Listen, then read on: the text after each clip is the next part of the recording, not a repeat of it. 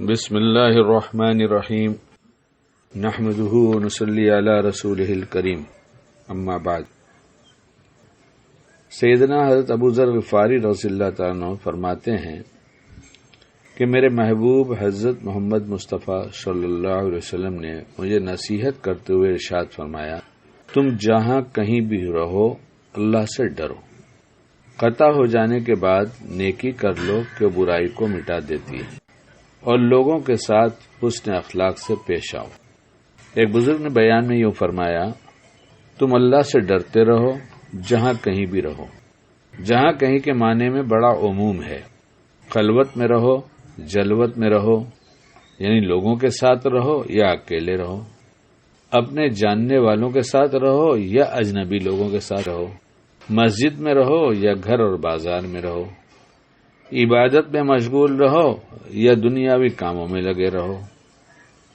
جس جگہ بھی ہو، جس حالت میں بھی ہو، جس کام میں بھی ہو، ہر آن یہ بات پیش نظر رہنی چاہیے کہ اللہ ہمیں دیکھ رہا ہے، ہمارے ظاہر و باطن سے واقف ہے۔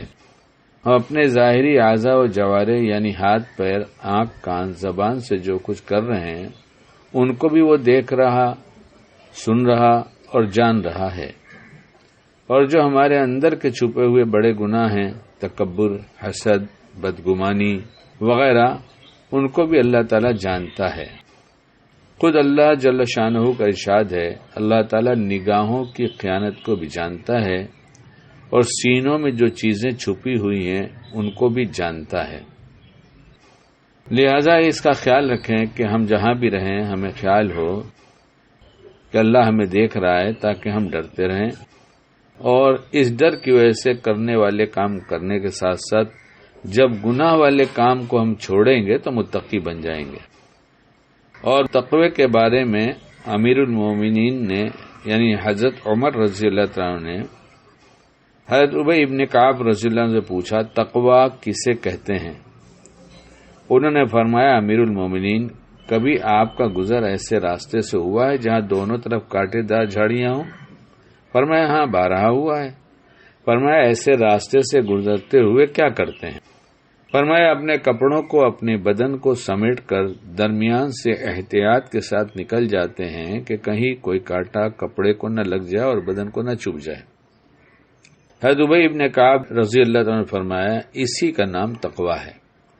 نفس و شیطان کے مکر و فریب، خراب ماحول کے اثرات اور گناہ کی دعوت دینے والی نہ جانے کتنی چیزیں چاروں طرف پھیلی ہوئی ہیں، ان کے درمیان سے اپنے دامن کو بچا کر نکلنا کہ کہیں کوئی گناہ اور اللہ کی نافرمانی نہ ہو جائے، اسی احتیاط کا نام تقوی ہے۔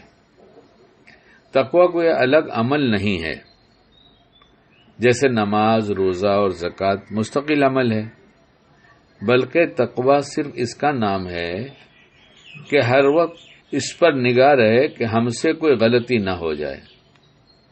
کیا بات ہے، اللہ تعالیٰ انہیں جزائے خیر دے۔